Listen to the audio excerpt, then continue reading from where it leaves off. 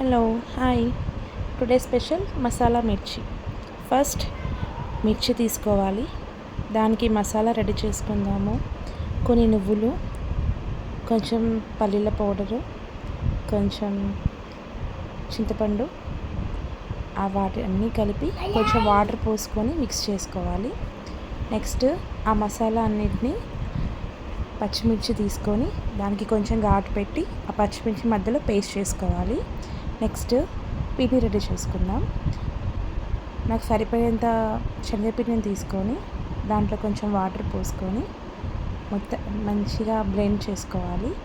Next దాంట్లో కొంచెం ఉప్పు, సాల్ట్, కారం అన్నీ వేసుకొని మిక్స్ చేసుకున్న తర్వాత మిర్చిలను డిప్ చేసుకుంటూ ఆయిల్లో ఫ్రై చేసుకోవాలి.